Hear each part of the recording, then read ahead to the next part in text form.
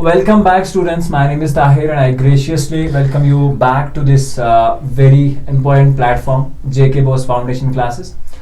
So जैसा कि हमने आपके साथ प्रॉमिस करा था कि क्लास 8th और क्लास 10th के लिए रिवीजन क्लासेस, जहां पे आपको शॉर्ट में हर एक टॉपिक जो है समझाया जाएगा और आपको इम्पॉर्टेंट एग्जाम रिलेटेड पॉइंट्स जो है वो बताए जाएंगे। तो उसी सिलसिले का एक और लेक्चर लेकर हम आज मिलेंगे। सब्जेक्ट हिस्ट्री है, लेकिन हमारे साथ एक और फैकल्टी जेके बोस फाउंडेशन की फैमिली के साथ जुड़ रहे हैं। इनका फुल नेम जीएम सर है और बहुत अच्छा खासा एक्सपीरियंस है आपके हिस्ट्री पॉलिटिक्स पढ़ाने में।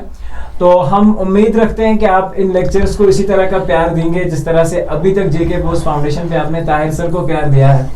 और चलिए इंट्रोड्यूस करते हैं हम अपने जीएम सर को, जो कि एग्जैक्टली आपके साथ हिस्ट्री के क्लासेस लेंगे। So welcome GM sir to our family, and I hope कि ये जो बच्चे बहुत सारी उम्मीदें लगा के हमारे साथ बैठे हैं, you will definitely fulfil those all the needs जो भी इनकी हैं।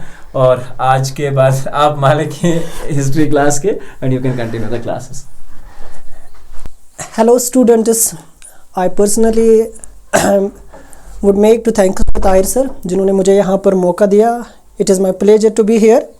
So without wasting the time, let we come to start our chapter number 5 of our history, class 8th, that carries 4 marks. And we will try to discuss all the important points, all the important things that is related to this chapter. तो बेटा हम कोशिश करेंगे हम हर एक चीज़ को deeply analyse करें और समझने की कोशिश करेंगे, ठीक है। चैप्टर का नाम when people rebel 1857 and after. When people rebel का मतलब क्या होता है? अगर हम बेटा कहे तो इसका मतलब क्या है? जब लोगों ने क्या किया? जब लोगों ने ब्रिटिश गवर्नमेंट के खिलाफ, या हम कहेंगे अंग्रेजी निज़ाम या कंपनी निज़ाम के खिलाफ, अंग्रेजी निज़ाम या दूसरी ज़ुबान में हम कहें बेटा कंपनी निज़ाम के खिलाफ, कंपनी गवर्नमेंट के खिलाफ, कंपनी के खिलाफ आवाज़ उठाई। दे स्टार्ट वॉइसिंग अगेंस्ट, उन्होंने वॉइस रेज की, न कि खाली बेटा आवाज़, बल्कि एक आर्मड स्ट्रगल स्टार्ट हुई किन के खिलाफ? ब्रिटिशर्स के खिलाफ, ईस्ट इंडिया कंपनी के खिलाफ, इंग्लिश ईस्ट इंडिया कंपनी के खिलाफ। ये पहली जंग आज़ादी थी। 1857 was first armed struggle against the English East India Company. Now let we start. ठीक है, तो बेटा कहां से कहानी स्टार्ट होती है? एग्जैक्ट 1857 में बेटा ये चिंगारी लोगों की नजर में आई। लोगों ने 1857 में आग देखी, मगर ये आग हिंदुस्तानियों के दिलों में बहुत पहले से भड़क रही थी। जब एक गैर मुल्की कंपनी जिसका नाम इंग्लिश ईस्ट इंडिया कंपनी था, ने हिंदुस्तान के लोगों की जिंदगी महाल कर दी थी। उनकी पॉलिसीज ने हिंदुस्तान के लोगों की जिंदगी बिल्कुल, जिसे हम दूसरी भाषा में कहेंगे तो अजीरन कर दी थी, ठीक है। यहां पर हम बेटा सबसे पहले हम डिस्कस करेंगे काजेस को। सबसे पहले एक लुक हम लेंगे, we will discuss first the causes. क्या वजूहातें बनी कि डिससेटिस्फैक्शन की? क्या वजूहातें बनी कि हिंदुस्तान के लोग इस ईस्ट इंडिया कंपनी के खिलाफ हो गए? Let we look some causes. बेटा हम काजेस देखेंगे पहले। इस चैप्टर को वन बाय वन यानी हर एक चीज पर नजर दौड़ाने से पहले हम जरा कुछ काजेस देखेंगे। क्या वजूहातें बनी dissatisfaction of people of India against the British east India company और द ब्रिटिश रूल और दिस कॉलोनियल रूल। तो चलिए बेटा सबसे पहले बहादुर शाह जफर का नाम तो बेटा आपने सुना होगा। लास्ट मुगल्स में थे, लास्ट मुगल, ध्यान से सुनिएगा बेटा, लास्ट मुगल, ठीक है। उनकी बेइज्जती आपको रेड फोर्ट से निकाल दिया जाएगा, आपको आप अब इसके बाद बादशाह नहीं रहेंगे, या आपको इसके बाद आपको आपका कोई दूसरा आपका जो वारिस होगा उसे हम बादशाह एक्सेप्ट नहीं करेंगे, नंबर 1। नंबर 2, झांसी की रानी, ठीक है, झांसी को तो बेटा आप सुना होगा आपने, झांसी की रानी पे तो फिल्म्स बनी है, ठीक है। झांसी की रानी लक्ष्मीबाई, उसके साथ ज्यादती, ठीक है। या बेटा एक और मसला जो था वो था डॉक्ट्रिन ऑफ लैप्स, एक बहुत बड़ा मसला, ठीक है, एक बहुत बड़ा मसला था डॉक्ट्रिन ऑफ लैप्स कि क्या होगा, जो भी कोई अडॉप्ट करेगा, किसी एक किंग अगर किसी को अडॉप्ट करता है, ठीक है, एक अडॉप्टेड, उसके पास अडॉप्टेड उसका वारिस होगा, अडॉप्टेड वारिस होगा, ठीक है, वो गोद लेगा किसी को और उसे अपना वारिस बनाएगा, तो वो उसकी इजाजत नहीं दी गई, ये भी एक बड़ा मसला था। इसके बगैर रिलीजियस रीजंस थे। इंडिया एक रिलीजियस रिच कंट्री है, एक ऐसी कंट्री जहां पर बहुत सारे मजहब है, जहां पर सारे मजहब मिलजुल कर चलते हैं, गंगा जमुनाई तहजीब जिसको कहते हैं। वहां पर क्या हुआ, वहां पर एक बाहर से आए हुए लोग इस तहजीब में खलल पैदा कर रहे हैं, ठीक है। उनका कहना क्या है कि यहां पर उन्होंने इंटरनल मैटर्स में क्या किया, इंटरफियर किया, जो रिलीजियस मैटर्स में इंटरफियर करके, जैसे सती थी, सती के खिलाफ सती को उन्होंने बैन कर दिया। हाँ, ये बात भी सही है, रिफॉर्मरिस्ट्स ने, जैसे राजा राममोहन रॉय, उन्होंने बार बार इंटरविन करके, ठीक है, उन्होंने भी बहुत सारी स्ट्रगल की, ये एक सोशल रिफॉर्म भी था, मगर इन्होंने मजहब में इंटरफियर किया, जैसे सती पर बैन, विडो रिमैरेज एक मसला था, विडो रिमैरेज पे इन्होंने कानून बना दिया, ठीक है, और भी बहुत सारे मसले, कास्टिज्म पे इन्होंने अपना खेल खेलना स्टार्ट किया, ऐसे ही बहुत सारे मसले थे। या बेटा अगर हम एक और काज देखेंगे इस रेबल के पीछे, वो क्या था, वो था बेटा इकोनॉमिक काज, जिसे हम कहते हैं इकोनॉमिक काज, यानी जिसमें ह्यूज टैक्सेशन था, ह्यूज टैक्सेशन, बहुत सारा टैक्स लोगों पर लगा दिया गया, ठीक है, बहुत सारा टैक्स, ये एक मसला था, ठीक है।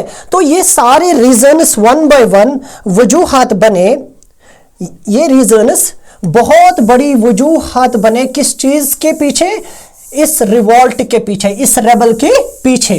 तो हम बेटा अब वन बाय वन जाएंगे और डिस्कस करेंगे क्या कुछ हुआ, ठीक है। Now let we start. तो सबसे पहले बेटा जैसा कि आप स्लाइड में देख सकते हो, पॉलिसीज एंड द पीपल, क्या मसला था।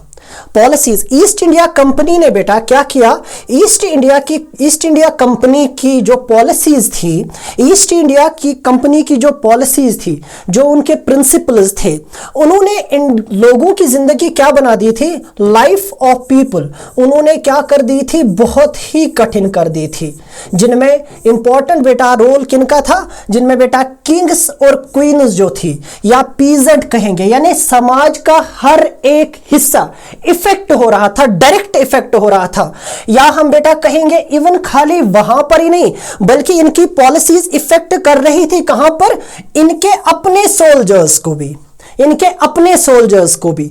जैसे कहीं पर सब्सिडरी अलायंस का मसला था, ठीक है, कहीं पर बेटा सब्सिडरी अलायंस के बाद इनके सोल्जर्स डायरेक्ट बेटा, क्योंकि वो एक एडमिनिस्ट्रेटिव मैटर था, एडमिनिस्ट्रेटिव मैटर में भी बेटा ये अपने सोल्जर्स को जो कि इंडियन थे उनको संभाल नहीं पा रहे थे, ठीक है। यहां से बेटा इंडिया में र्यूमर जल्दी फैल जाते थे, तो ऐसे र्यूमर्स फैल गए, कभी के आटे में हड्डियों की पाउडर मिलाई गई है, हजारों, क्योंकि इंडिया मैंने पहले ही कहा एक रिलीजियस रिच कंट्री है। तो जब आप बेटा पढ़ोगे तो आपको पता चलेगा, सोर्स ऑफ बिपिन चंद्रा को मॉडर्न हिस्ट्री ऑफ इंडिया आप पढ़ोगे तो वहां से आपको पता चलेगा कि रूमर्स फैलने में इंडिया में देरी नहीं लगती थी, ठीक है। तो वो भी ऐसे बहुत सारे रीजंस थे बेटा, तो जिनकी वजह से सोल्जर्स में भी क्या हुआ, एक मसला हुआ। जैसे यहां पर एक मसला हुआ बेटा, जो क्या है कि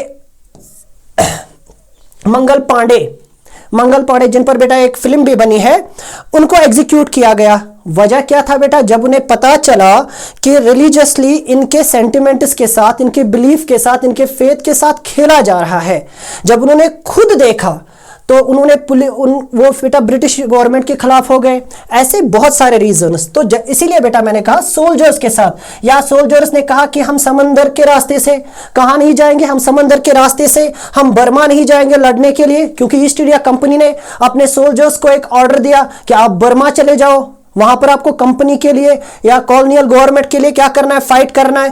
तो इनके यहां पर एक अकीदा था कि अगर हम समंदर के रास्ते जाएंगे तो मसला होगा, हमारा धर्म खत्म हो जाएगा, हाँ हम अधर्मी हो जाएंगे। तो इन्होंने कहा कि नहीं साहिब, हम तो क्या करेंगे, हम बर्मा, हम जाएंगे बर्मा, मगर हम कैसे जाएंगे, हम बर्मा जाएंगे जमीनी रास्ते से, यानी लैंड रूट से जाएंगे, ठीक है। तो ब्रिटिश ऑफिशियल्स ने कहा नहीं, हम तो नहीं मानेंगे, ठीक है। तो ये भी एक तनातनी का मसला बना। ऐसे ही बहुत सारे मसले थे। इसीलिए बेटा मैंने कहा चाहे लैंडलॉर्ड जमींदारों के साथ, ठीक है, परमानेंट सेटलमेंट बंगाल का, या बेटा सोल्जर्स के साथ, ट्राइबल्स के साथ, इनके ऊपर बेटा फॉरेस्ट एक्ट लाए गए, हाँ इनको रिस्ट्रिक्ट किया गया, इनको रिस्ट्रिक्ट किया गया फॉरेस्ट उसको यूज करने से, ये भी एक मसला बना, ठीक है। पीजेंट्स के साथ तो था ही बेटा, इनके ऊपर हाईएस्ट टैक्सेस लगाए गए और कहा गया कि विद इन टाइम आप वो पे कीजिए, ठीक। इसके बगैर बेटा किंग्स की बात करेंगे तो इनमें बेटा आपके सामने बहादुर शाह जफर है, ठीक।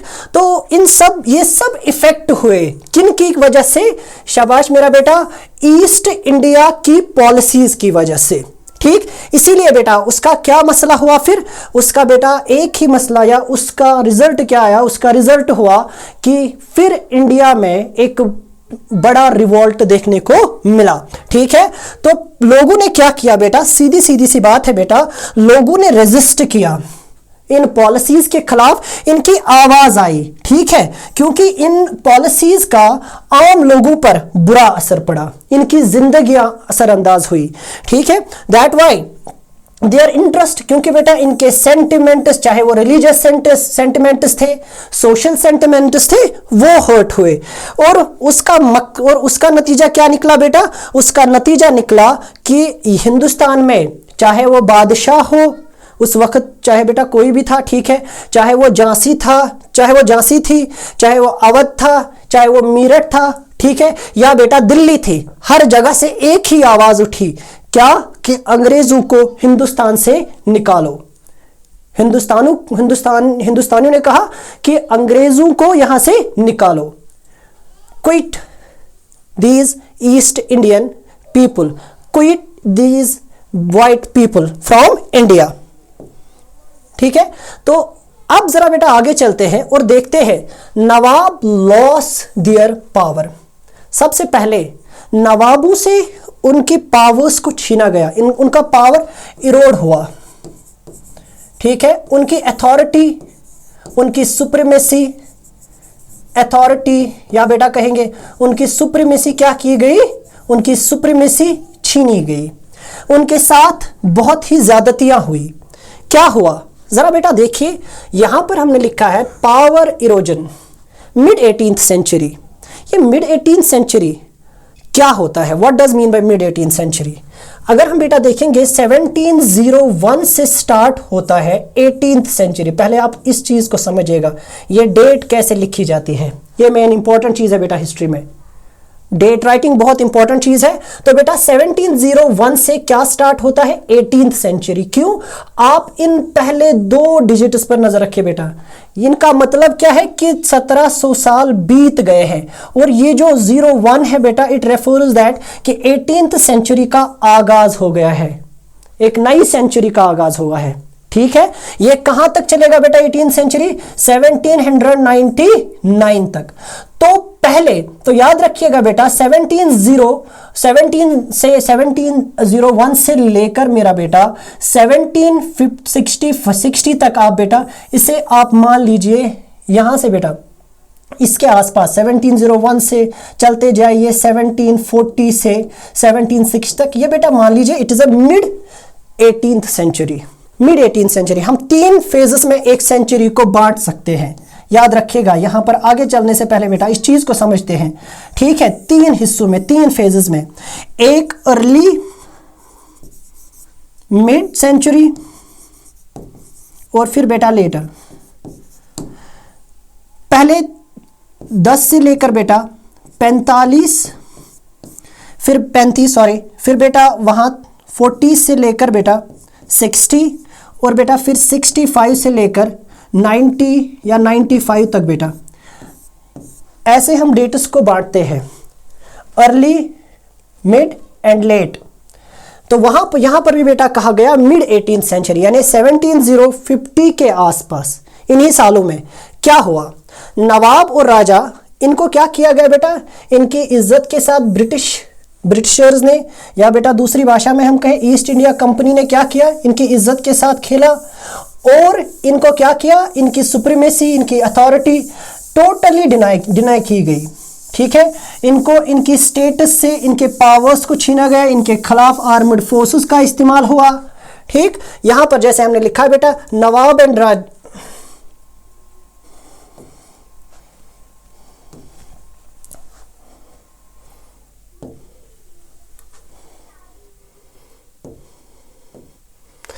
जैसे बेटा nawab and rajas loss authority and honour, दोनों चीजें बेटा, उनसे अथॉरिटी, उनके पास अथॉरिटी क्या थी बेटा, वो टैक्स कलेक्ट करते थे, अपने अपने एरिया के टैक्सेस को वो यूज करते थे, वो टैक्स कलेक्ट करते थे और उस टैक्स को यूज करते थे for the welfare of state, for the welfare of state, हुकूमत चलाते थे for the welfare of state, welfare of state, state की वेलफेयर के लिए या अपने एरिया की वेलफेयर के लिए, अपनी टेरिटरी के लिए वो टैक्स वो यूज करते थे।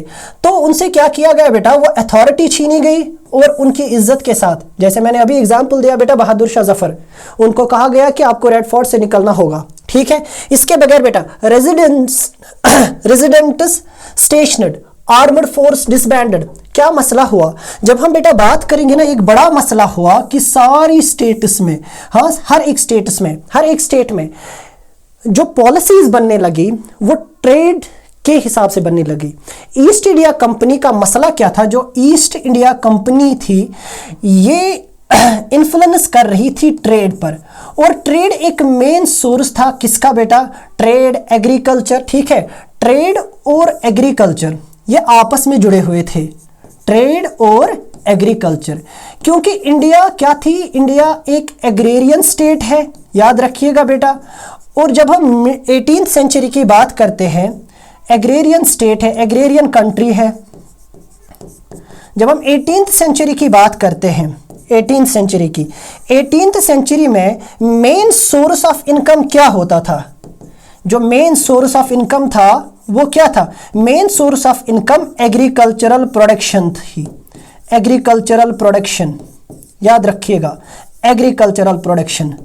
तो हर एक राजा की नजर, हर एक की नजर इसी एग्रीकल्चरल प्रोडक्शन पर रहती थी। क्या कुछ निकलता था, अनाज पर टैक्सेस लगते थे, जानवरों पर टैक्सेस लगते थे। ठीक है, तो ईस्ट इंडिया कंपनी क्योंकि डोमिनेट कर रही थी ट्रेड को इंडिया में, तो बेटा याद रखिएगा ट्रेड का इंपैक्ट रहता है पॉलिटिक्स पर। इस वक्त भी आप बेटा इस चीज को देख सकते हैं कंटेम्पररी एरा में कि ट्रेड का इंपैक्ट किस पे रहता है, पॉलिटिक्स पर, पॉलिटिकल पॉलिसीज पर।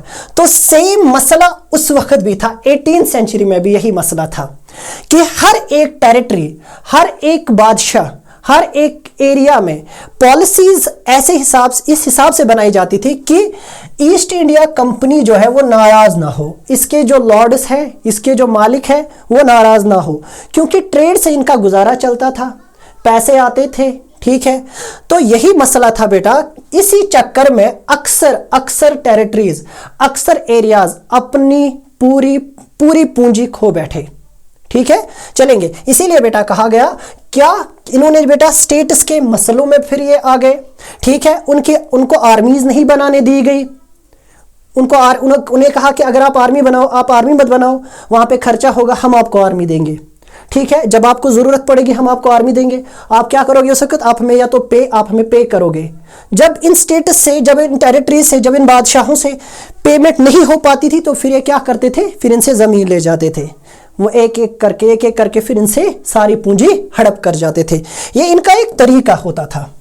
ठीक है, ये भी एक इंपॉर्टेंट मैटर था बेटा, जो यहां पर फिर यही एक रीजन बना, इन सब बादशाहों ने मिलकर, इन सारे बेटा किंग्स ने, प्रिंसेस ने फिर क्या किया, ब्रिटिश गवर्नमेंट के खिलाफ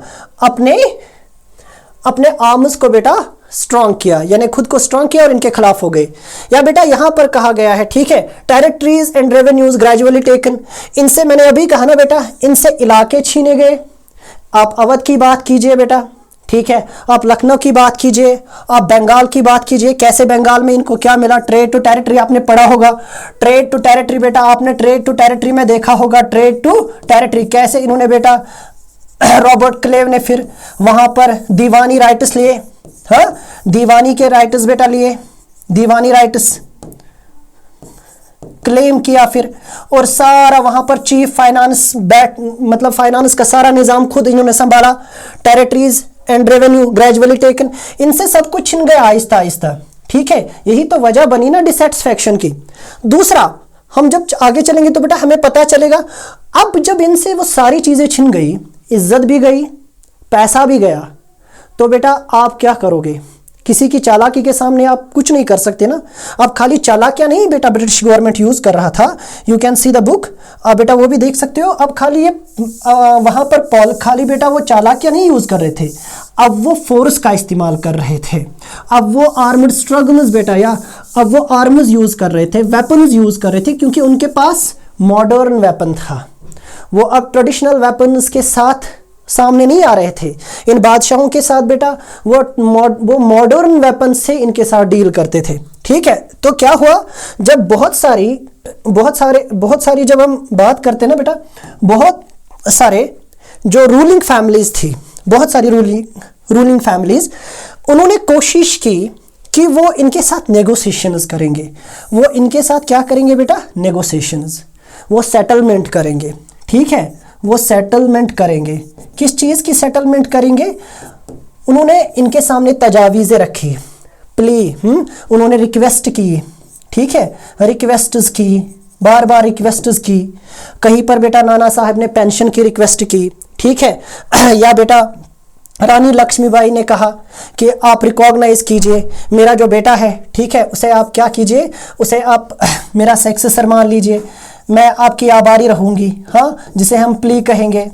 दे use number of ways, number of means they try to resolve a conflict with this East India Company, but East India Company did not accept anything with these people. So that why beta these ruling families later take arms in their hand and start fighting with East India Company. जैसे बेटा रानी Lakshmibai seeks recognition for adopted son। ये adopted son कौन थे बेटा?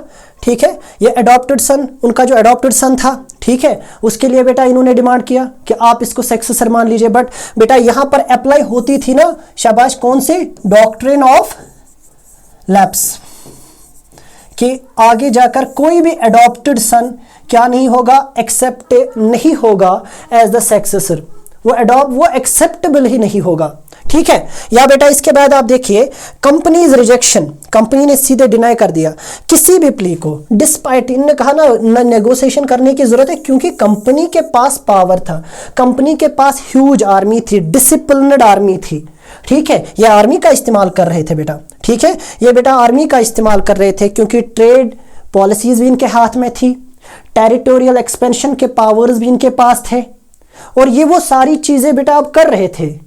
अब ये strong, यानी अब यूनिपोलर सिस्टम बन गया था, इनकी मर्जी, इनकी लाठी, इनकी भैंस, ठीक है, अब वही बेटा मसला बन गया था यहां पर। इसीलिए बेटा फिर, क्योंकि इनके पास, हमने यहां पर डिस्कस किया ना बेटा, इनके पास क्या था? मिलिट्री सुपीरियोरिटी थी, मिलिट्री सुपीरियोरिटी, यानी बेटा जिसकी लाठी उसकी भैंस। और इंडिया में रहकर बेटा एक फॉरेनर ये कर रहा है, याद रखिएगा, ये सब कुछ क्या लोग एक्सेप्ट करते? ठीक है, क्या ये सब चीजें बेटा लोग एक्सेप्ट करते? क्या लोगों के दिलों में बेटा ये बार बार ये कांटे नहीं चुभते? तो दैट वाज द रीजन जो हम बेटा आगे चले बेटा। नाउ यहां से बेटा आप देखिए, और इसके बाद अवध को क्या किया गया बेटा? अवध पर कब्जा किया गया। ये अवध कहां पे पड़ता है? चलिए मैं आपको दिखाता हूं।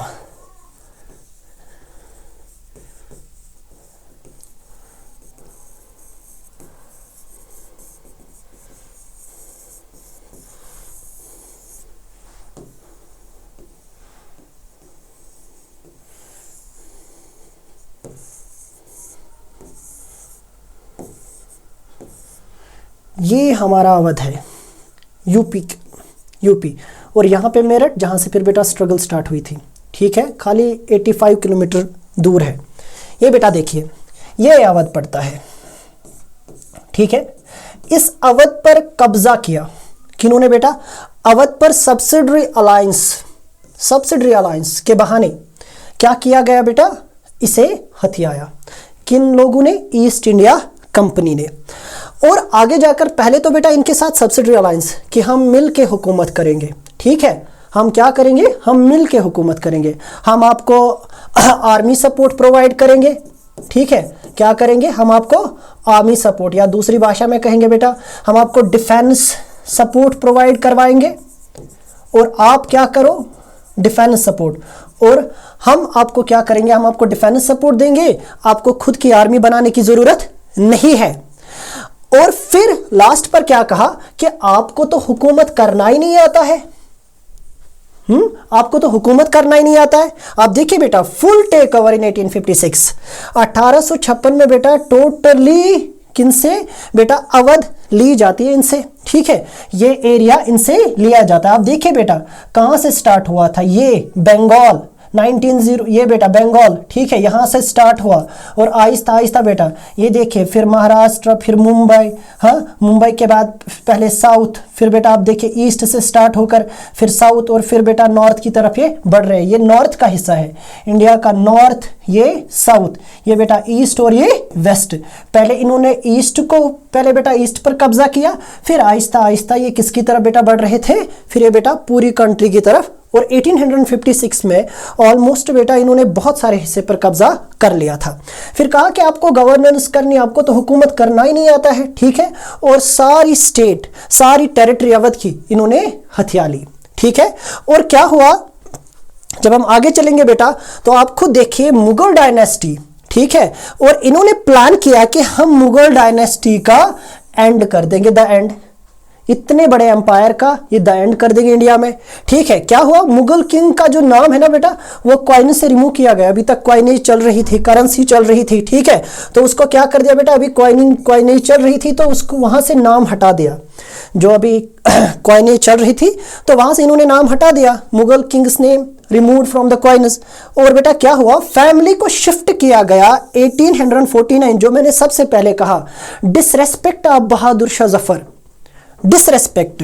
ठीक है, family shifted from red fort, यानी बेटा लाल किला जो इनकी विरासत थी, जो बहादुर शाह जफर की क्या थी बेटा? विरासत थी। हाँ, वहां से इनको निकाला गया और इनको कहा गया कि ये रेड फोर्ट अब क्या, कौन सी प्रॉपर्टी है? Now it is property of east India company. ये ईस्ट इंडिया कंपनी की क्या है? प्रॉपर्टी है, और आप पर इसका कोई भी अधिकार नहीं है। ठीक है, और फिर क्या हुआ? 1856 में बेटा बहादुर शाह जफर को यह भी डिक्लेयर कर दिया कि ये लास्ट मुगल है, और बहादुर शाह जफर को खुल्लम खुल्ला कहा गया कि आपका कोई भी वारिस, आपका कोई भी सक्सेसर अब आगे जाकर बादशाह नहीं बनेगा। ठीक है, वो आगे जाकर खुद को बादशाह नहीं कह सकता। हाँ, और आपके जो बच्चे हैं उनको शहजादा वगैरह या ऐसे नामों से अलकाबात दिए जाएंगे, न कि उनको कोई खास पोजीशन दी जाएगी। सो ये भी एक बड़ा मसला था। किसके पीछे बेटा? याद रखिएगा, नवाब लॉज दियर पावर, यानी पावर को डिनाइल करने में, यानी इनसे अथॉरिटी छीनने में। ये भी एक बहुत बड़ा किस्सा था, एक बहुत बड़ी बेटा जिसे हम कहेंगे ना, एक मिली जुली एक बहुत बड़ी बगावत थी। किसकी? ये ईस्ट इंडिया कंपनी की एक बहुत बड़ी साजिश थी कि कैसे हम इंडिया में एरियाज को, या पूरे इंडिया पर, या इस सब कॉन्टिनेंट पर कब्जा करेंगे। चलते हैं बेटा आगे।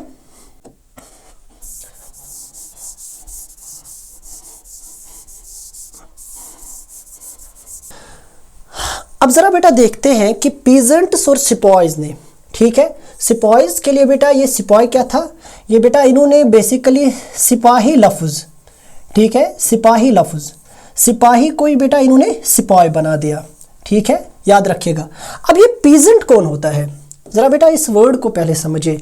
Who is the peasant? ये पीजेंट कौन होता है? जो बेटा लोग जो जमीन पर काम, यानी कल्टीवेटर भी हम बेटा सिंपल लैंग्वेज में हम कहेंगे कल्टीवेटर। जो क्या करता है? कल्टीवेट करता है। जो फसल कल्टीवेट करता है, जो क्रॉप्स को कल्टीवेट करता है, जो ज़मीनों पर काम करने वाला होता है। क्या था बेटा, याद रखिएगा 1947 में इंडिया आज़ाद हुआ, ठीक है। 1947 से पहले बड़े बड़े ज़मींदार हुआ करते थे, ज़मींदार हुआ करते थे, क्योंकि टेक्निकली, याद रखिएगा बेटा, टेक्निकली जब भी कोई बादशाह, ठीक है, जब भी कोई बादशाह, जब भी किंग क्या कर लेता था, किसी एरिया को कॉन्कर करता था या बेटा कब्जा करता था किसी एरिया पर, कब्जा करता था, तो टेक्निकली जितनी वहाँ की लैंड है, जितनी वहाँ की प्रॉपर्टी है, वो किसकी बन जाती थी, वो किंग की बनती थी। अब जितनी भी एग्रेरियन लैंड है, ठीक है, अब जितनी भी बेटा रेवेन्यू जनरेटिंग एरियाज है, सेक्टर्स है, लैंड है, वो किसकी होती थी, किंग की। तो सारी ज़मीन का मालिक कौन होता था, किंग होता था। अब वहाँ पर जो पुश्तैनी ज़मीनें हैं, उनका केयर टेकर ज़मींदार होता था, ठीक है। तो वो ज़मींदार लॉर्ड्स, जिनको हम यूरोप की ज़ुबान में बेटा फ्यूडल्स लॉर्ड ऐसा आपको सुनने को मिलेगा, ठीक है।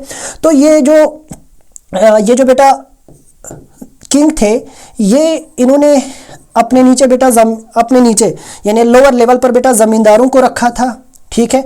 वो ज़मींदार बेटा इनको रेवेन्यू कलेक्ट करके देते थे, इसमें से कुछ हिस्सा ज़मींदारों का भी होता था, ठीक है। तो ऐसे एक सिस्टम चलता था। तो यहाँ पर भी बेटा मसला है कि पीजेंट्स और सिपॉइज, ये दो ग्रुप है। अब पीजेंट्स के ऊपर क्या हुआ, पीजेंट्स पर बहुत ज़्यादा टैक्स लगाया गया। पीजेंट्स को बेटा मनी लेंडर्स ने भी लूटा, याद रखिएगा, ट्रेडर्स ने भी लूटा। क्या हुआ कि पहले बेटा इंडिया में पहले कॉटन को खरीदा गया बहुत महंगे दामों इंडिया में पहले क्या हुआ, कॉटन खरीदा गया। या हम दूसरी भाषा में कहे बेटा, जो वीवर्स थे, ठीक है, जो वीवर्स थे इंडिया में, बहुत अच्छा कॉटन निकलता था, बहुत अच्छा कॉटन।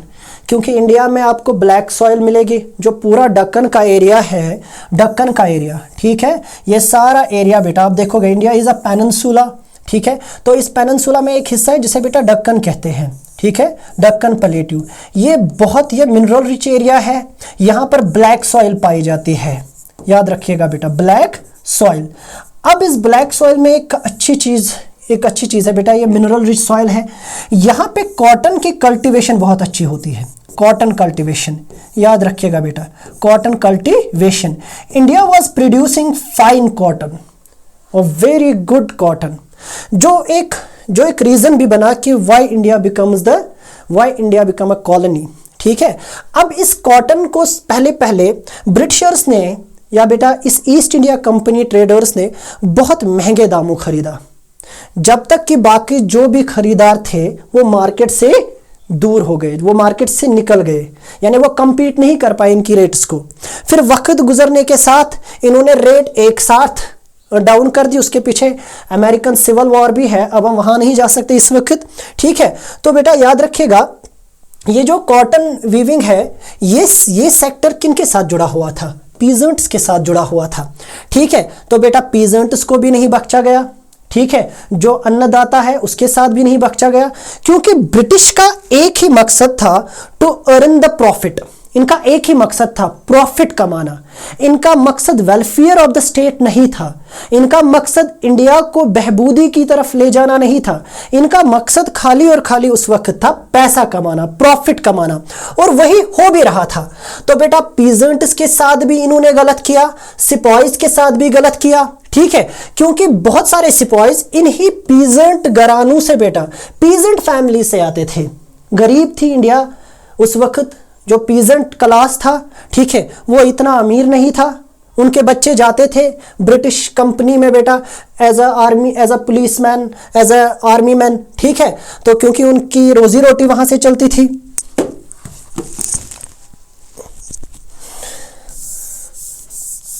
चलिए तो आगे चलते हैं बेटा। तो क्या हुआ, हाई टैक्सेशन,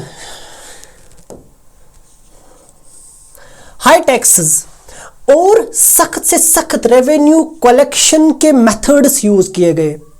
हाँ, यानी कभी कभार बेटा ऐसा भी कहा गया कि आपको शाम ढलने से पहले ये टैक्स पे करना है, ठीक है, ऐसे ऐसे मेथड्स यूज़ किए गए कि शाम ढलने से पहले आपको ये टैक्स सारा पे करना होगा, अगर आपने नहीं किया तो आपकी ज़मीनें छिन जाएगी। या मैं आपको एक ऐसा भी सिस्टम बताऊंगा जिसे बेटा परमानेंट सेटलमेंट में यूज़ किया गया था कि रेंट यूज़ किया गया, ठीक है, या इतना हाई टैक्सेशन यूज़ किया गया, या बेटा जिसे हम आजकल कहते हैं ना कि ठेके पर ज़मींदारों को कहा गया कि आप इतना पे कीजिए। फॉर एग्जाम्पल ज़मींदारों को कहा गया कि एक परमिनेंटली आप फॉर एग्जाम्पल 10,000 रुपये दीजिए, ठीक है, इतनी ज़मीन के लिए, एक बड़ी सी स्टेट है, 200 कनाल 300 कनाल की, आप इसके लिए एक मुकर्रर रकम दीजिए, ठीक है। और वो मुकर्रर रकम के लिए बेटा ज़मींदार हद कोशिश करता था, लोग पे वो उसने भी ज़मींदार भी पीछे से क्या बढ़ा देता था, रेट बढ़ा देता था, और पीजेंट पे नहीं कर पाते थे, तो पीजेंट भी इफेक्टेड और बेटा ज़मींदार भी इफेक्टेड। बहुत सारी ज़मींदारों से उनके राइट छीने गए, उनसे ज़मींदारी छीनी गई, ठीक है। तो बेटा पीजेंट भी इफेक्ट हुआ, इसीलिए बेटा कहा गया वो सारे रीजंस हाई टैक्सेस की वजह से थे। 45 बुक्स लिखती है बेटा 45 से 55% आपकी प्रोडक्शन का किनको देना होता था, शाबाश, पीजेंट्स की प्रोडक्शन का।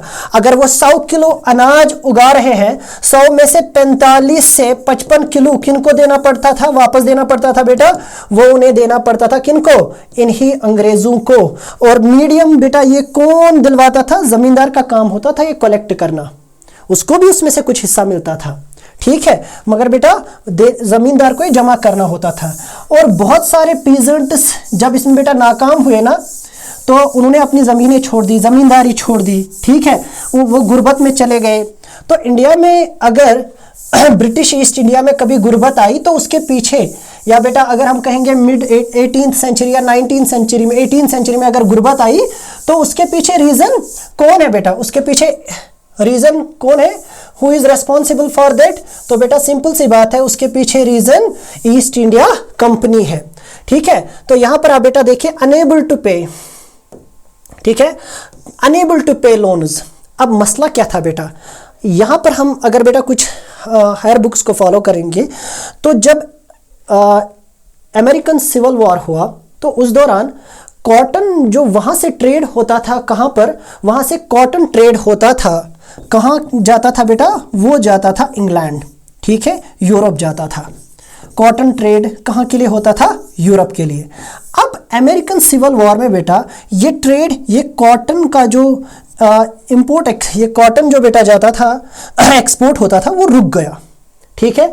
जब ये रुक गया तो मसला पैदा हुआ ना अब कॉटन की ज़रूरत, क्योंकि यूरोप में क्या हो रहा था, यूरोप में टेक्सटाइल इंडस्ट्री बहुत ही तेज़ी के साथ बढ़ रही थी, फैल रही थी, ठीक है। तो मसला बेटा ऐसा ही हुआ, जब ये कॉटन टेक्सटाइल इंडस्ट्री वहाँ पर फ्लोरिश हो रही थी तो मटेरियल, रॉ मटेरियल की शॉर्टेज हुई। तो इंडिया से बेटा रॉ मटेरियल को क्या किया गया, इंडिया से रॉ मटेरियल को बेटा इंपोर्ट किया गया, ठीक है, इंडिया से रॉ मटेरियल को इंपोर्ट किया गया। वहां पर क्या हुआ, तो सबसे पहले बेटा वहां पर एडवांस में ट्रेडर्स ने, ठीक है, ट्रेडर्स ने एडवांस में पैसे दिए कॉटन कल्टीवेटर्स को। वहां पर कौन सामने आया बेटा, मनी लैंडर्स भी सामने आ गए, ठीक है, कर्जा देने वाले साहूकार भी सामने आए। तो repay the unable to repay the loan, और बेटा उन्हें लोन दिया गया कॉटन कल्टीवेशन के लिए, तो वो फिर बाद में वो पे नहीं कर पाए जब रेट्स डिक्रीज हो गए, तो लीडिंग टू ग्रेजुअल लॉस।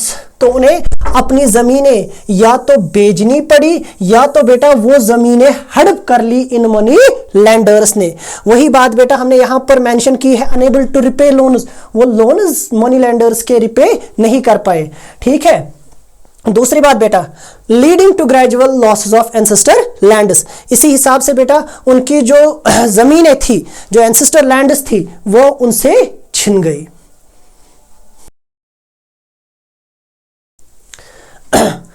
चलिए हमने क्या कहा बेटा कि मनी लेंडर्स ने लोन्स दिए, वो पीजेंट्स रिपे नहीं कर पाए, ठीक है, क्योंकि क्या हुआ जब अमेरिकन सिविल वॉर खत्म हुआ तो फिर से एक बार ट्रेडिंग आसान हुई ईस्ट इंडिया कंपनी की, और इंडिया में इन्होंने क्या कर दिया, इंडिया में बेटा कॉटन की जो रेट है, ठीक है, वो डिक्रीज हो गई। वंस कॉटन की रेट कम हो गई तो पीजेंट्स के साथ भी बेटा क्या हुआ, ईस्ट इंडिया कंपनी या जो ब्रिटिश ट्रेडर्स थे उन्होंने कॉटन या बहुत सारे चीज़ों की रेटें डिक्रीज कर दी, और जो मनी लेंडर्स ने पैसा दिया था ना वो आम लोग पे नहीं कर पाए, तो लॉस हुआ लोगों का। हाँ, लॉस की वजह से बेटा या तो उन मनी लेंडर्स ने, साहूकारी सिस्टम आपने सुना होगा बेटा, उन्होंने क्या किया, उन्होंने बेटा जमीनों को हड़प कर लिया। हाँ, उन्होंने एंसेस्टर लैंड्स को हड़प कर लिया, ठीक है, क्योंकि उनको अपने पैसे वसूल करने थे, और बेटा वो उसी हिसाब से फिर टैक्स इंटरेस्ट भी लेते थे, 2 गुना 3 गुना 4 गुना। ये भी एक मसला बना बेटा, ठीक है। यानी पीजेंट और ज़मींदारों से तो उनकी ज़मींदारी, उनके टाइटल्स, उनकी ज़मींदारी छिन गई, उनकी अथॉरिटी छिन गई। पीजेंट से बेटा उनकी ज़मीनें उनके लिए ज़िंदगी वबाल बन गई। और फिर सबसे इंपॉर्टेंट बेटा इंडियन सिपाहीज के साथ उनको, वो भी नाखुश थे, वो भी नाखुश हुए। क्यों? उनके अलाउंस, उनके बेटा सर्विस कंडीशंस बड़े ख़राब थे, बहुत ख़राब हालात थे उनके साथ। चाहे बेटा कहीं पर उनकी जो रहने की या बेटा खाने की वो सही नहीं थे, ठीक है, या बेटा उन नए रूल्स लाए गए कि जो वायलेट करेंगे। फॉर एग्जांपल जैसे कहा गया कि जो डिसओबे करेगा सर्विसेज के साथ या जो अपने ऑफिसर के साथ गलत व्यवहार करेगा तो उसके खिलाफ कानून, नए नए कानून लाए गए। हाँ, रिलीजियस, इसमें इंपॉर्टेंट था बेटा रिलीजियस जो बिलीफ्स थे, फेथ्स थे, उसके साथ खेला गया। क्या हुआ कि इसमें सबसे इंपॉर्टेंट बेटा कार्ट्रिज वाला मसला है। एक कार्ट्रिज का बेटा मसला हुआ जिसकी वजह से बेसिकली ये सारी म्यूटनी हुई थी, ठीक है। इनकी बिलीफ्स के साथ, बिलीफ सिस्टम के साथ खेला गया। कि क्या किया गया, एक अफवाह बड़ी आम चली कि एक अफवाह बेटा र्यूमर चला कि इन्होंने क्या किया है, जो तब कार्ट्रिजेस बेटा क्या होते थे, कार्ट्रिजेस में छोटी छोटी, जिसे हम बेटा कहेंगे ना आजकल कार्ट्रिजेस हुआ करती थी। तब गन आज की बुलेट्स नहीं हुआ करती थी, तब बेटा ट्रेडिशनली उस समय कार्ट्रिजेस हुआ करती थी, ठीक है, जिनमें बेटा एम्यूनिशन या ऐसा मटेरियल होता था कि वो फिर गन यूज़ करने की वजह से फट जाती थी, ठीक है। One is they shot it, but इस कार्ट्रिज को सबसे पहले क्या करना पड़ता था बेटा, बाइट करना पड़ता था, यानी मुंह से इसका जो कवर था ना वो रिमूव करना पड़ता था। इसका जो कवर था वो रिमूव करना पड़ता था। अब रिमूव करने के लिए बेटा आपको क्या लगाना पड़ेगा, अपना दांतों से काटना पड़ेगा इस कार्ट्रिज का कवर। अब ये कार्ट्रिज बेटा एक अफवाह चली कि कहा गया कि इसमें काऊ और पिग, याद रखिएगा बेटा, कहा गया कि इसमें काऊ फैट है, काऊ फैट, ये भी एक अफवाह चली।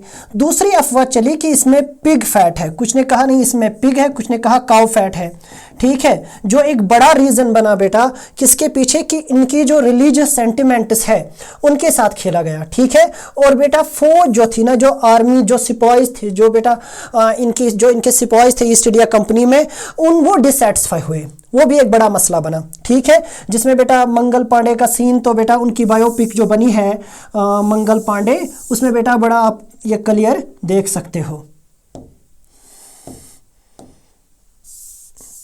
ठीक है। देखिए फिर आगे चलेंगे बेटा, हमने अभी कहा रिलीजियस कंसर्न्स, ठीक है,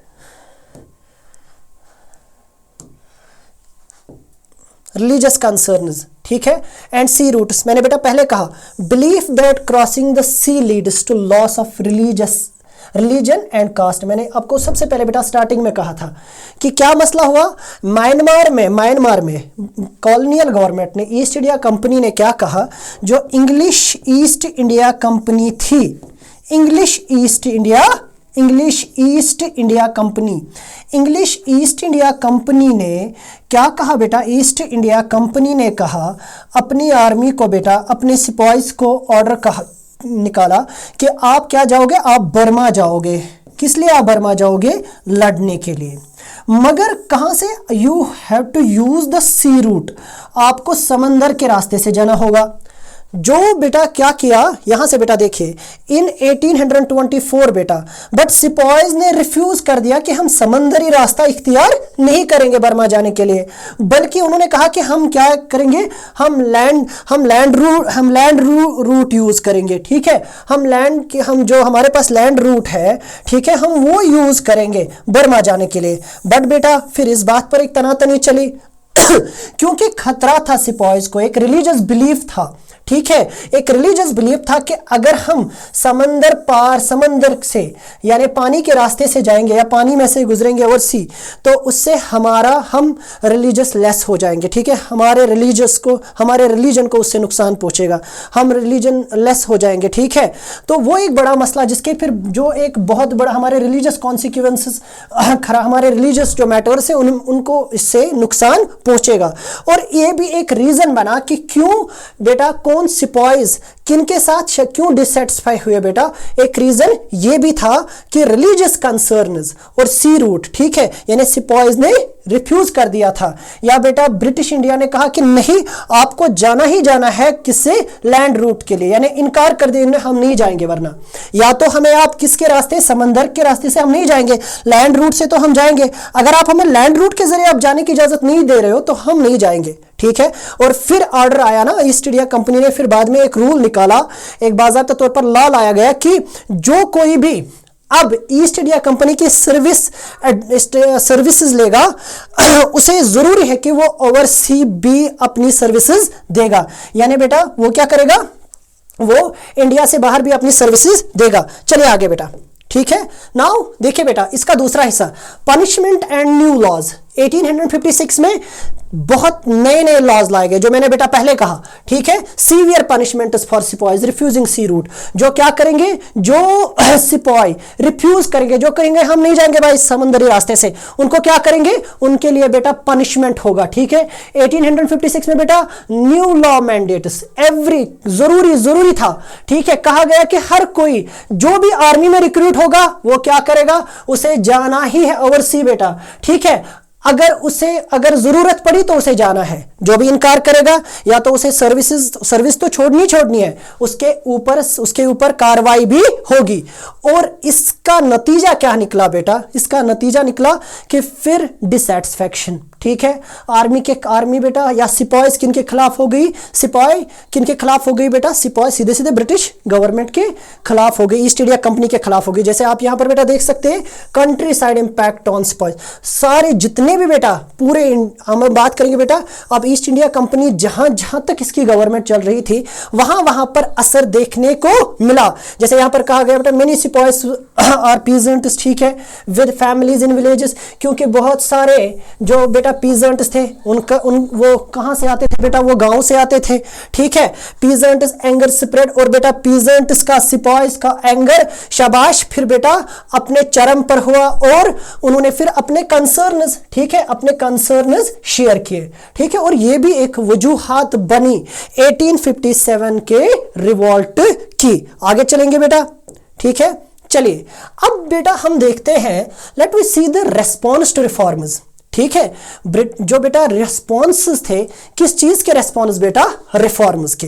कौन कौन से रिफॉर्म्स बेटा, याद रखिएगा बेटा रिफॉर्म्स का मतलब क्या है, ठीक है। रिफॉर्म्स का मतलब होता है बेटा सुधार, ठीक है। अब ये सुधार कहां पे किया गया, क्या एडमिनिस्ट्रेशन में सुधार किया गया, ठीक है, क्या ये एडमिनिस्ट्रेटिव रिफॉर्म्स लाए ईस्ट इंडिया कंपनी ने, नहीं बेटा, एडमिनिस्ट्रेटिव रिफॉर्म्स नहीं थे, बल्कि बेटा ये सोशल रिफॉर्म्स की बात यहां पर है। सोशल रिफॉर्म्स बेटा कौन से सोशल रिफॉर्म्स, मसला था बेटा मैंने पहले कह दिया आपको कि ईस्ट इंडिया कंपनी क्या थी, शाबाश, ईस्ट इंडिया कंपनी बेटा, ईस्ट इंडिया कंपनी की जब हम बात करेंगे तो ईस्ट इंडिया कंपनी ने नए नए लॉज लाए।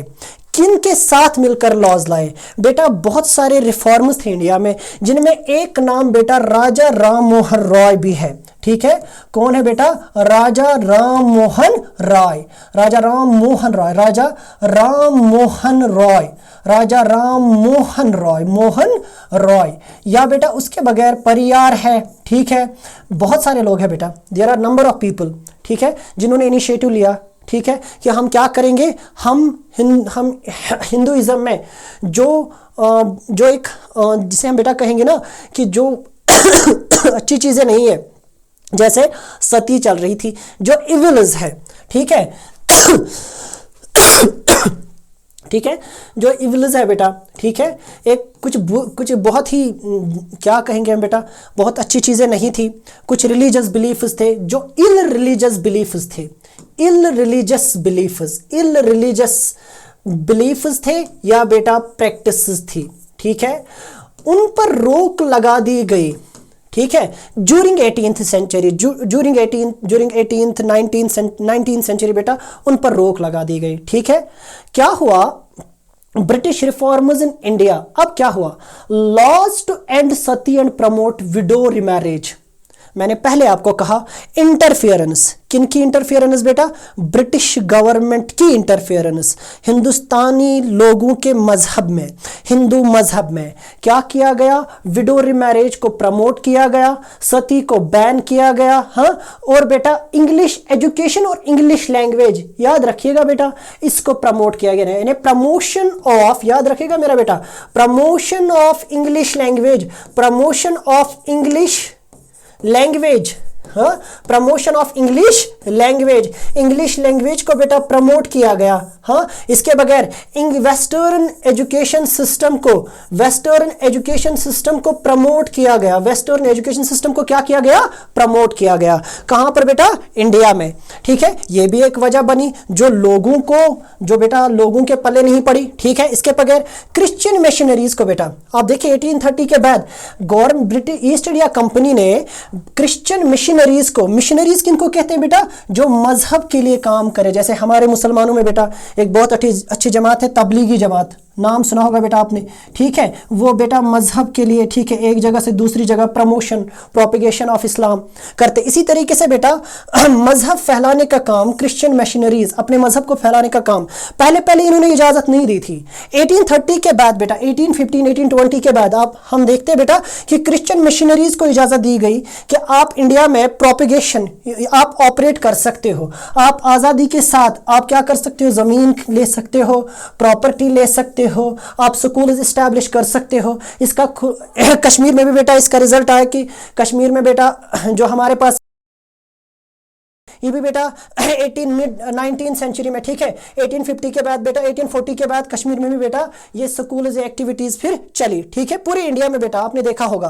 और कन्वर्जन लॉज 1850 के बाद बेटा क्या हुआ, कन्वर्जन टू क्रिश्चियनिटी, ठीक है, अलो इनहेरिटेंस ऑफ एंसेस्ट्रल प्रॉपर्टी, ऐसे बहुत सारी चीजें बेटा लाई गई, जिससे क्या हुआ कि लोगों को लगा कि शायद ईस्ट इंडिया कंपनी क्या करेगी, ईस्ट इंडिया कंपनी शायद अब हमें मजहब से भी हमें रोकेगी, यानी अब हमें ये एक हिंदू स्टेट को अब ये शायद क्रिश्चियन स्टेट बनाएंगे, एक रिलीजियस डाइवर्स कंट्री को ये क्या बनाएंगे, ये बना देंगे इसको क्रिश्चियन कंट्री, ठीक है। ये भी एक डर सताने लगा इंडियन लोगों को। Even there we are reforms too, बहुत सारे सुधार भी थे बेटा, मगर लोग इन सुधारों से डरे थे जो ईस्ट इंडिया का रवैया था उसकी वजह से। चले आगे, चले बेटा यहां पर बेटा इसका सीधे इन रिफॉर्म्स का असर क्या था बेटा, सीधे कल्चर पर असर था, ठीक है।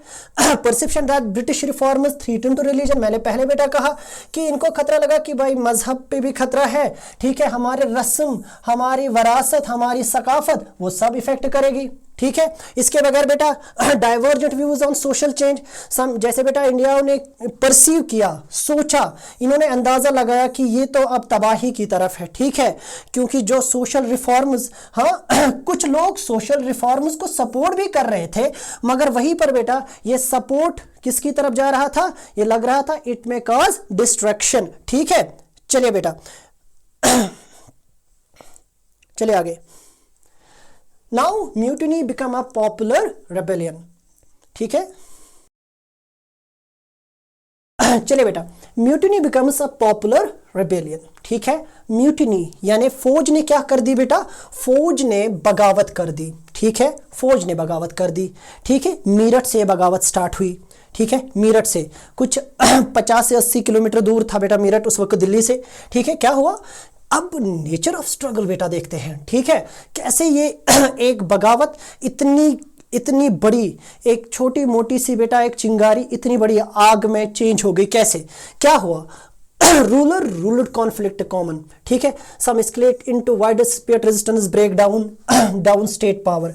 क्या हुआ बेटा, फौज ने बगावत कर दी। हाँ, फौज ने किनके साथ बेटा बगावत कर दी, फौज ने बेटा बगावत कर दी ब्रिटिश इंडिया के साथ, ठीक है। कम्युनिकेशन, इनिशिएटिव, कॉन्फिडेंस, और बेटा इन सब के साथ आप चाहे बेटा वो कॉमन लोग ले, चाहे बेटा आप रूलर्स की बात करें, अब सब के लिए कॉमन एनिमी एक था, वो थी इंग्लिश ईस्ट इंडिया कंपनी। तो 1857 का जो बेटा ये 1857 का जो रेबेलियन है ये नॉर्थ इंडिया से स्टार्ट हुआ। कब, मई 1857 बेटा, और किनके खिलाफ, इंग्लिश के खिलाफ। सुपॉइज ने क्या कर दी बेटा, म्यूटिनी कर दी, ठीक है, स्टार्टिंग फ्रॉम मीरठ। और बेटा कहां से स्टार्ट हुआ, मीरठ से ये म्यूटिनी स्टार्ट हुई, और फिर आहिस्ता आहिस्ता बेटा इसमें समाज भी शामिल हुआ, आम लोग भी शामिल हुए। और ये बेटा आप देखिए इसे, इस रेबेलियन को बेटा 1857 के रेबेलियन को मैंने पहले भी कहा था, it was the first war of independence, ठीक है। और 19th सेंचुरी बेटा ग्लोबली पूरी दुनिया में कहा जाता है कि अगर एंटी कॉलोनियल आर्मड रेजिस्टेंस, जो मैंने सबसे पहले बात कही थी कि 19th सेंचुरी में कहा जाता है कि अगर दुनिया भर में कहीं पर कॉलोनियलिज्म के खिलाफ, अगर बेटा कॉलोनियल रूल के खिलाफ, इस ईस्ट इंडिया कंपनी के खिलाफ, ब्रिटिश गवर्नमेंट के खिलाफ कोई एक बहुत बड़ी वेव चली थी, एक मूवमेंट चली थी, वो बेटा यही मूवमेंट थी। इसलिए इसकी हिस्टोरिकल सिग्निफिकेंस भी है, इंपॉर्टेंस है 19th सेंचुरी में, ठीक है। तो बेटा देखिए क्या हुआ, जिसने ईस्ट इंडिया कंपनी की जो बेटा नींव है ना, जो रूट्स है ना, वो उखाड़ दिए थे, ठीक है। और देखिए बेटा, चलिए देखिए बेटा क्या हुआ, मंगल पांडे, सबसे पहले बेटा मंगल पांडे का एग्जीक्यूशन 29 मार्च 1857, इंपॉर्टेंट डेट है बेटा, ठीक है। क्यों, क्योंकि बेटा सबसे पहले मैंने पहले ही कह दिया था कि Mangal Pandey was a important event When we talk about this chapter, Mangal Pandey को हैंग किया गया, ठीक है, क्योंकि उसने अपने ऑफिसर पर ही हमला कर दिया था जब उसे पता चला, ठीक है, जब उसकी डिससेटिस्फैक्शन ही थी, ठीक है। उसके अंदर वो नेशनलिज्म या बेटा देशभक्ति कहेंगे जाग गई, ठीक है, जब उसने देखा कि कितना गलत हो रहा था। कार्टरेज कंट्रोवर्सी जो मैंने बेटा इससे पहले डिस्कस की कि मीरठ में बेटा 9 मई 1857 में क्या हुआ, सिपॉइज ने रिफ्यूज कर दिया कि हम इस कार्टरेज से तो ड्रिल नहीं कर सकते, क्योंकि उन्हें शक था कि इसमें एनिमल फैट, जो र्यूमर्स फैला था कि इसमें क्या है, एनिमल फैट यूज किया गया है, चाहे बेटा वो मुसलमानों के लिए, ठीक है, यानी बेटा कुछ हिंदूज के लिए, हिंदू को पता चला था कि इसमें काउ फैट है, और बेटा आपको पता है काउ कितने एक स्केयर एनिमल है, इसकी बहुत इज्जत होती है हिंदू धर्म में। और दूसरा बेटा पिग, मुस्लिम्स के लिए पिग नाजायज है, ठीक है, ये बेटा जायज नहीं है कि आप इसका इस्तेमाल करो, ठीक है। तो दोनों बेटा इसे टच नहीं कर सकते, ठीक है, इसको छूना हराम है। तो सीधी सीधी बात है बेटा, लोगों ने कहा कि देखिए पहले तो बेटा हमारे साथ तो पहले गलत हो ही रहा था, अब तो बिल्कुल ही गलत है, ठीक है, हमारे रिलीजियस सेंटिमेंट्स के साथ खेला जा रहा है। तो 85 सिपॉइज को डिसमिस किया गया और उन्हें बेटा उन्हें सेंटेंस, उनके खिलाफ उन्हें जेल की सजा सुनाई गई, और यही से बेटा अनरेस्ट क्या हुआ, स्टार्ट हुआ। और मीरठ से बाज़ाब्ता तौर पर 10 मई 1857 को क्या हुआ, सोल्जर्स निकले, हमला हुआ, तोड़फोड़ हुआ, डिस्ट्रक्शन हुआ, और सोल्जर्स बेटा मार्च करते हैं मीरठ जेल, ठीक है। और जितने भी वहां पर सिपॉइज क्या हुए थे, अरेस्ट हुए थे, उन सबको क्या किया जाता है, आजाद किया जाता है। वो अटैक करते हैं, ब्रिटिश ऑफिसर्स को मारते हैं, सीज करते हैं आर्म्स को, जो भी उनके हाथ में बेटा सामान आया, ठीक है। और उसके बाद क्या हुआ, और बेटा आग लगा देते हैं प्रॉपर्टीज को जो उस वक्त ईस्ट इंडिया कंपनी की थी, और डिक्लेयर करते हैं बाज़ाब्ता तौर पर बेटा फिरंगीज किनके लिए बेटा यूज होता था, फॉरेनर्स, इंग्लिश पीपल, ठीक है, white people, English people in India, foreigners बेटा, ठीक है, उनके लिए टर्म यूज हुई है फिरंगीज, ठीक है। इन फिरंगीज के खिलाफ बेटा बाज़ाब्ता तौर पर एक वॉर डिक्लेयर हो जाता है। चले आगे, ठीक है। अब बेटा देखिए और क्या हुआ फिर ब्रिटिश ने बेटा, क्योंकि मसला था बेटा, ब्रिटिश इतनी बड़ी बगावत के लिए तैयार नहीं था ना, उनको शक था कि इतनी बड़ी बगावत होगी, तो ब्रिटिश ने एक्सपेक्ट ही नहीं किया था ना कि ऐसा कुछ कार्टरेज इश्यूज पर होगा, ठीक है। चलिए, तो बहादुर शाह जफर को बेटा क्या हुआ, देखिए हमने कहा है Bahadur Shah Zafar support changes the situation dramatically, क्योंकि बेटा जो बहादुर शाह जफर का सपोर्ट इन्हें दिल्ली में मिला उसने पूरी गेम ही चेंज कर दी, ठीक है। क्या हुआ, बहादुर, अब ये रात को चलते बेटा दिल्ली तक, ठीक है। जब ये दिल्ली पहुंचते हैं, दिल्ली में इनको बहादुर शाह जफर पहले अलाउ नहीं करते हैं, क्योंकि बहादुर शाह जफर को पता था कि भाई ये तो बहुत बड़ी पावर है, इनके साथ लड़ना कोई छोटी बात नहीं है, ठीक है। इसलिए बेटा बहादुर शाह जफर क्या करते हैं, बहादुर शाह जफर पहले इनको अलाउ नहीं करते हैं, इनके साथ मुलाकात नहीं करते। बट बार बार जब ये जो बेटा फौज थी जो मीरठ से दिल्ली आई, जब उन्होंने इन्हें कहा कि नहीं आप हमें आपसे मिलना है, और इन्हें डिक्लेयर करते हैं, पहले ही खुद ही डिक्लेयर कर देते कि बहादुर शाह जफर हमारे लीडर है, इतनी बड़ी म्यूटिनी और इतनी बड़ी बगावत के लीडर डिक्लेयर कर दिए जाते हैं। चलिए आगे, ठीक है। तो रेबेलियन अब कैसे बेटा ये बगावत फैलती है, यानी पोस्ट दिल्ली। अब दिल्ली में बेटा क्या हुआ, एक हफ्ते तक वहां पर बिल्कुल साइलेंस रहती है, वीक ऑफ साइलेंस, यानी कुछ दिन बिल्कुल चुप। तो कहा जाता है जब समंदर खामोश हो तो समझ लीजिएगा कि एक बहुत बड़े तूफान का खदशा है, तो वैसा ही कुछ था। अब खबर आहिस्ता आहिस्ता फैल जाती है, ठीक है। म्यूटिनी बेटा सर्च करती है, रेजिमेंट म्यूटिनी, ठीक है। और कुछ जगहों पर और भी छोटी बड़ी रेजिमेंट्स बाकी एरिया से ज्वाइन कर लेती है बेटा, अलग अलग जगहों से। अब ये म्यूटिनी, अब ये बेटा बगावत फैल जाती है, ये आग फैलनी स्टार्ट होती है, ठीक है। टाउन से, विलेज से, ठीक है, हर जगह से बेटा अब खबरें आ रही थी कि वहां से भी यहाँ से भी लोगों ने क्या कर दिया, ब्रिटिश गवर्नमेंट के खिलाफ खुल्लम खुल्ला जिसे कहते हैं जंग का ऐलान कर दिया। चाहे बेटा वो नाना साहिब, ठीक है, नाना साहिब बेटा कानपुर में से ब्रिटिश ऑफिसर्स को निकाल देते हैं और वो बेटा खुद को डिक्लेयर कर लेते हैं पेशवा, जो उनसे पहले छीना गया था, ठीक है। एक मौका मिला ना सबको। इसी तरीके से बेटा लखनऊ, हाँ लखनऊ में बेटा आप देखिए बहादुर शाह जफर, जब उन्हें पता चल जाता है बहुत सारी जगहों पर जो पहले मुगल हुकूमत के अंदर बेटा सूबेदार थे या हुक्मरान थे, जब उन्हें पता चल जाता है, जब उन्हें बहादुर शाह जफर का पता चलता है कि Bahadur Shah Zafar has been declared as the leader of this mutiny, तो बेटा वो बहादुर शाह जफर को सपोर्ट करते हैं। रानी लक्ष्मीबाई झांसी वाली, ठीक है, वो बेटा रेबल को ज्वाइन करती है, या बेटा रानी अवंतीबाई वो बेटा ब्रिटिशर्स के खिलाफ इस जंग को ज्वाइन करते हैं, ठीक है। और ब्रिटिश के खिलाफ एक बहुत बड़ी जंग 1857 की छिड़ जाती है, ठीक है। ब्रिटिश हार जाती है बेटा, और ब्रिटिश मान लो बेटा हार ही जाती है, ब्रिटिश क्योंकि तैयार नहीं थी convincing locals of rules and. तो और बेटा कुछ लोगों को लगता है कि शायद ब्रिटिश इस बार खत्म ही, यानी अब की बार ब्रिटिश निकल ही जाएगी, ठीक है।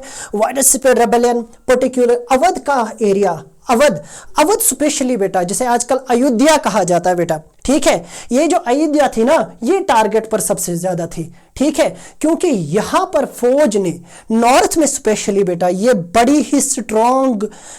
ही स्ट्रॉन्ग रही ये रेबेलियन, ठीक है। कौन सी रेबेलियन बेटा, 1857 की। चलिए आगे चलते हैं, ठीक है। अब इसमें बेटा इमर्जिंग लीडर्स, ठीक है, जिसमें बेटा अहमदुल्ला शाह, ठीक है, वो कहते हैं, वो प्रिडिक्ट करते हैं कि मान लीजिए कि ये खत्म ही हो गया इनका रूल इंडिया से, ये बेटा इनका बोरिया बिस्तर गुल, ठीक है, यानी गैदर। और बेटा क्योंकि सपोर्ट मिलता है इनको भी, बख्त खान बेटा ये गाजीज ऑफ दिल्ली, ठीक है। गाजीज तो बेटा इस्लाम में गाजियों का बहुत बड़ा मुकाम होता है, जो जहाद के लिए निकलते हैं, ठीक है। तो जो जहाद के लिए निकलते हैं, जो खुदा की राह में निकलते हैं, उन्हें बेटा गाजीज कहा जाता है, ठीक है। तो बख्त खान बेटा गाजीज को, यानी जो बेटा जहाद करने वाले लोग हैं, जहाद मुजाहिदों के साथ निकलते हैं उस वक्त। मुजाहिद का मतलब इनकी अपनी आर्मी थी जिन्हें इसने नाम दिया था गाजी। दिल्ली वो भी बेटा दिल्ली की तरफ निकलते हैं।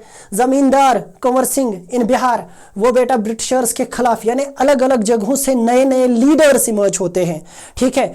अब सबसे इंपॉर्टेंट चीज बेटा थी ना, वो यूनिटी थी, ठीक है। Leaders and fighters across the region, चाहे बेटा नॉर्थ से साउथ जहां जहां फाइट थी, यहां पर सबसे इंपॉर्टेंट चीज थी बेटा यूनिटी, ठीक है। जो ब्रिटिशर्स के खिलाफ न हिंदू देखा किसी ने, न मुसलमान देखा, सब के सब एक हो गए, ठीक है। सब के सब एक हो गए बेटा, किसके खिलाफ, ब्रिटिशर्स के खिलाफ, क्योंकि इनका कॉमन एनिमी था। चलिए बेटा आगे चलते हैं, ठीक है।